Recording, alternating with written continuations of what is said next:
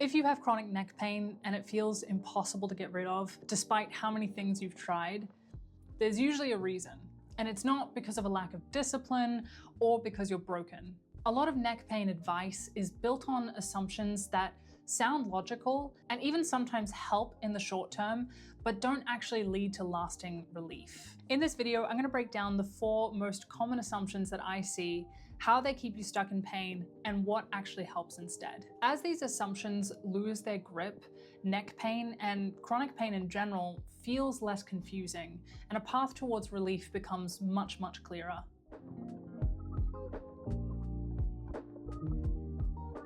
Hi, I'm Ellen. I'm a chronic pain counselor with a background in physical therapy. This video is for people with ongoing or recurring neck pain, especially if scans haven't shown much, treatments are only giving short-term relief, and you feel like you're stuck or confused. This isn't an exercise video, and it's not about pushing through or coping better. This is about learning how to work with your body instead of working against it. And if you've ever been labeled too sensitive, I suspect assumption number 4 is going to hit home pretty hard for you.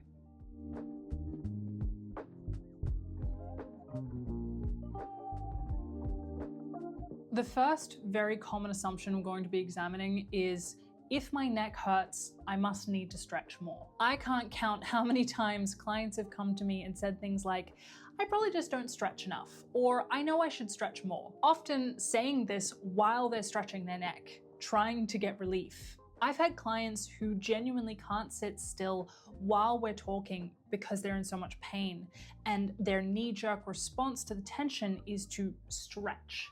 But they still assume that they're not doing enough. We're surrounded by this message that stretching is the answer. There are thousands of YouTube videos for neck stretches.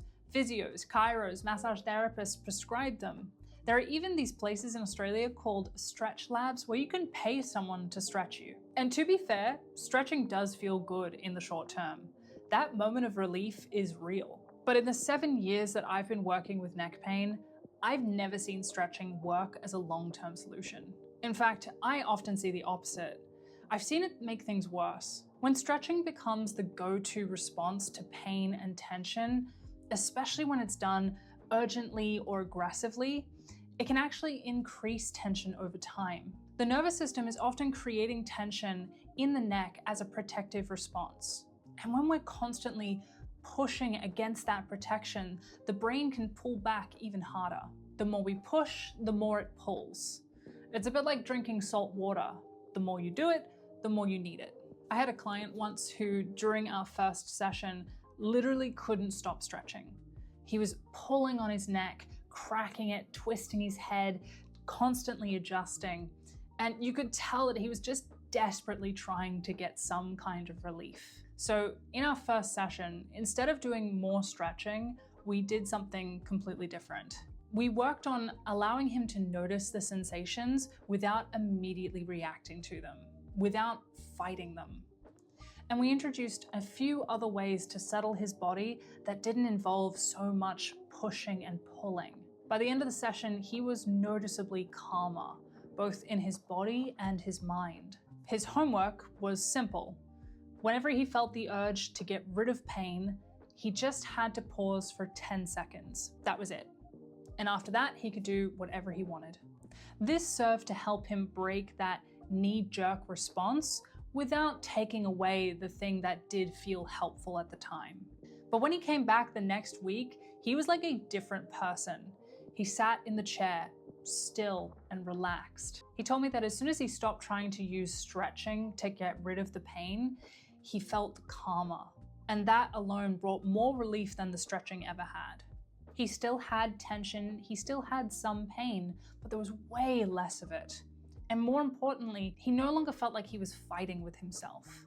So what if you're in the same boat as my client? How do you jump ship? How do you break stretching's grip? The first step is to learn to break the knee-jerk stretch response. When tension shows up, pause. Watch the sensation. Take one breath. See if you can wait just 10 seconds before taking action. If you do choose to stretch, that's totally okay. I would just recommend keeping it gentle, around 70% of your full range of motion, Think of it as more movement than stretching. And often activating the muscle that's tight can be more helpful than lengthening it. Something as simple as pressing your head into your hand can feel far more settling than pulling your neck even further can. And if you want to go deeper, tools like somatic tracking or calming breathing exercises like the physiological sigh work directly with the nervous system, which is where this tension is actually being generated from. Check out my neck reset routine and my somatic tracking video for a step-by-step guide for these exercises. Once people realize that stretching isn't actually resolving the pain, the next assumption can sometimes be, okay, then there must be something really wrong with me. I must be broken.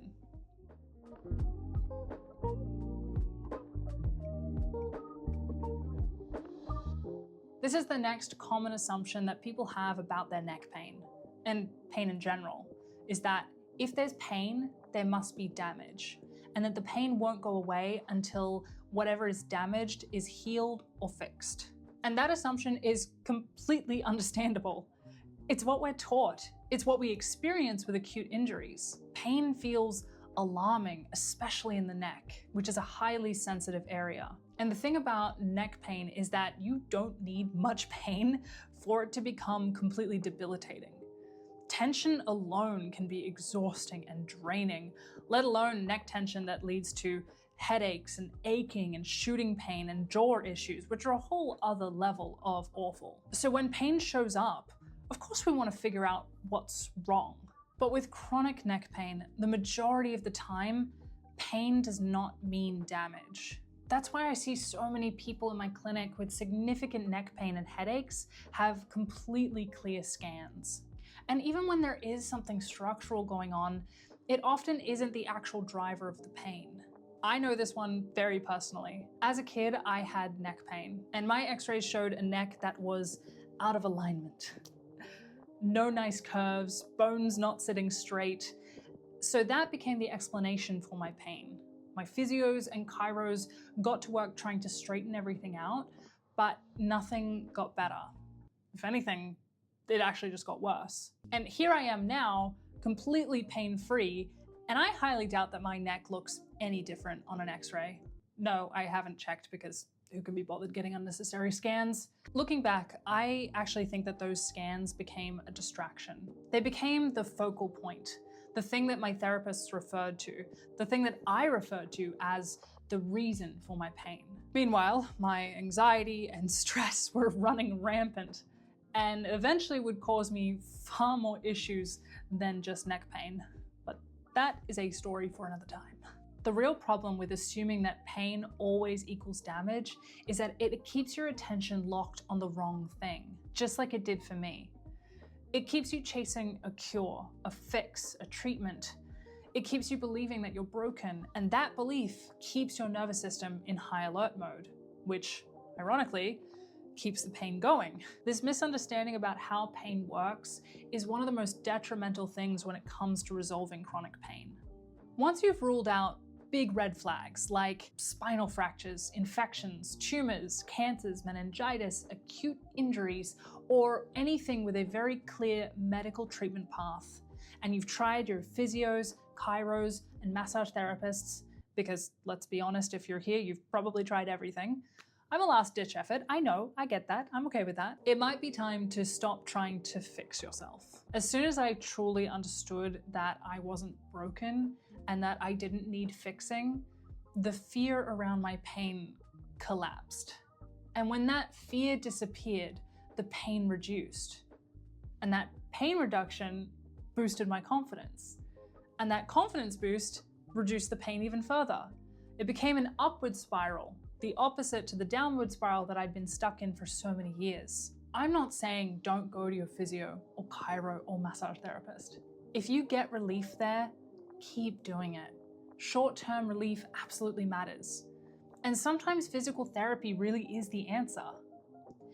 But there's a huge difference between this should fix me and this helps me feel better while I learn to work with my body. And from there, you can start asking different questions. Not what's wrong with me, but when does my pain show up the most? What is my body trying to tell me? And that's when patterns start to emerge. When we pay attention, we can start to notice the correlation between certain situations and our pain levels. And this is usually where the question shifts from what's wrong with my neck to how do I get away from whatever's triggering my neck pain?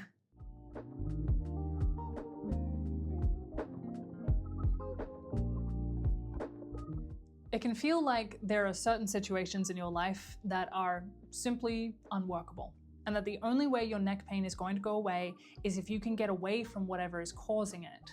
This is the I need a holiday assumption, or things will get better once this situation is over. Because the evidence is very clear. You go on holiday and the pain eases. Your kids go back to school and your shoulders drop. Your mother-in-law leaves and magically you can turn your head. I actually love my mother-in-law, she's amazing. I know I'm so lucky. So it makes complete sense to conclude that when the trigger isn't present, I don't have pain, therefore I need to avoid the trigger. But then you'd have to kill your mother-in-law and give your children away and divorce your husband and never go outside. It's not a great plan. What was the plan? Not a great plan. I'm not saying don't take a holiday or don't set boundaries, but we don't want our only way out of pain to be running away from life. The issue is that relief through escape doesn't retrain our nervous system. I've lost count of the number of clients who come back from a holiday feeling incredible and say things like, maybe I'm fixed. Maybe this neck thing was just temporary, only to end up back in my clinic 3 or 4 weeks later with all of the tension right back where it was. What's actually happening is that your nervous system has learned to associate certain situations with threat or pressure or overwhelm, and it responds with protection. The pain isn't coming from the trigger, the person, the job, the situation, but how your brain is responding to that situation. I worked with a client who was convinced that there was no way for her to feel better until a very specific family situation had resolved. She felt completely powerless, like her neck, shoulders, and back were stuck in limbo until this person either went away or something changed. She was in constant pain. But instead of trying to fix her body or even change the situation or even just help her relax, we started to ask some very uncomfortable questions. Like, what am I afraid of here? What am I trying to control? Who am I trying to protect, avoid, or placate? As some big emotions like anger and resentment were finally allowed to surface, and she allowed herself to feel these emotions without guilt, she felt a huge amount of physical and emotional relief, even though her situation hadn't changed. And with that relief came clarity. The situation didn't feel so black and white anymore. In fact, it didn't even feel like that big a deal at all. And she knew what she needed to do next. What had once felt stuck and impossible now felt fluid and workable.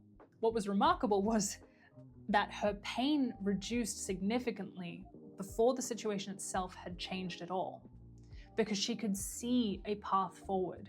She wasn't stuck anymore. Instead of asking, how do I get out of this? Start asking, why does my nervous system feel so under threat? What pressure am I under? What feels impossible here? Who am I trying to impress, protect, avoid, or control?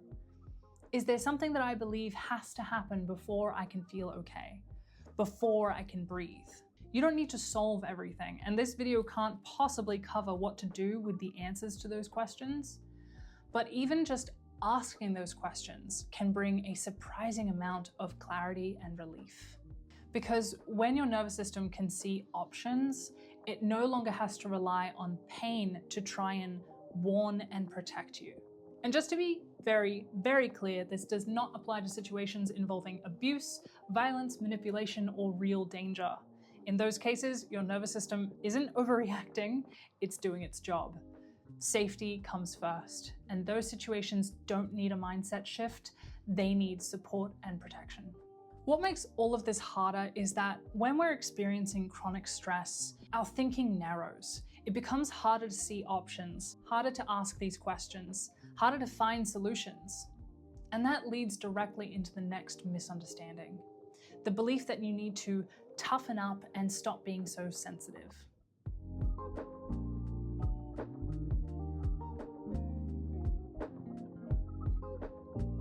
I often hear people say things like, "I'm just too sensitive.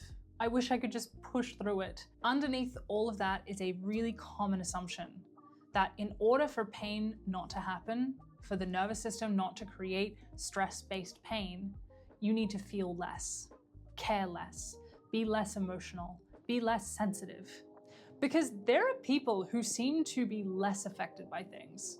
We all know that guy who leaves work at 5 p.m., doesn't care if anyone's annoyed at him, sleeps like a baby, and seems just completely chill and oblivious. Or when your partner looks at you like you've got two heads because you're upset about something that they didn't even notice was happening, and you're thinking, are we living the same life right now? Or when someone tells you to just get over it, or don't let it bother you, and you're sitting there thinking like, I really wish I could, but I can't. Of course, it feels like fewer emotions and therefore less stress would solve everything. But I argue that this is actually the wrong way to look at it. Emotionally sensitive people aren't broken. They're early detectors. We notice things before they turn into a full-blown catastrophe. We feel problems while they're still small. My mum and I are actually a really good example of this. Growing up, if anything was even slightly off between us, we felt it straight away. If one of us was upset with the other, it had to be addressed before we could move on. Even when I was an angsty teenager, we didn't need yelling or big blow-ups. If we were even just a bit snappy, we would cool off and then we'd come back and talk about it. We both hated sitting in that unresolved tension, and I still do to this day. That sensitivity forced us to communicate early. It forced apologies. It forced honesty. And I was really lucky that my mum modeled that. If we were upset with each other, she would come to me and say sorry. She'd ask how I was feeling, and she'd share how she was feeling as well. And because of that, I now have the closest, most amazing, most wonderful relationship with my mother. And I can do the same thing with my husband, and I plan on doing the same thing with my children. Because I've learned that you don't need to ignore discomfort or put up with it to be strong. Sensitivity isn't weakness, it's a strength when you know how to use it. It's like the sensor in your car that tells you when you're drifting out of your lane.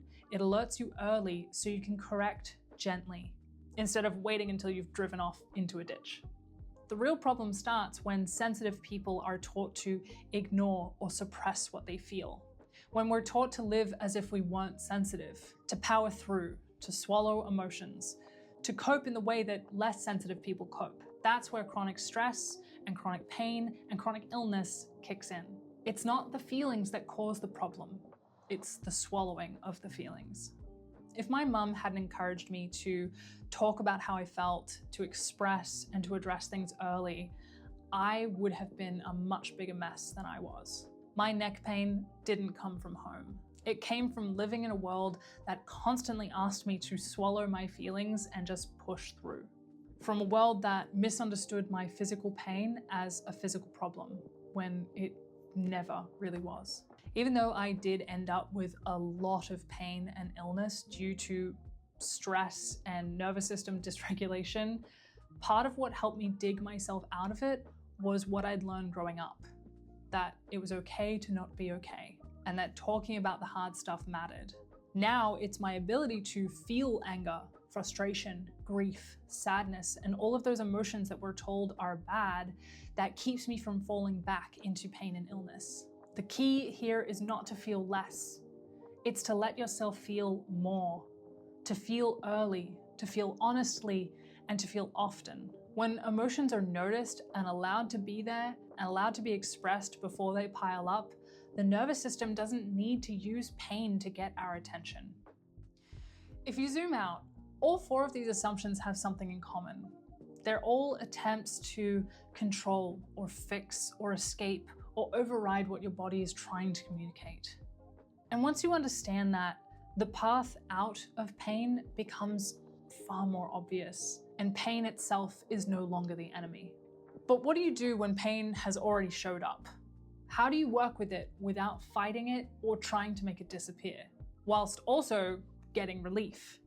I go much deeper into that question in my video on somatic tracking, which is the second video in my neck pain series. And if this way of looking at pain resonates with you, make sure you like and subscribe because I come out with new videos every week. And if you'd like more personalized support, you can find details for working with me in the description below. As always, thank you for being here. I appreciate you so much, and I'll see you in the next video. Bye.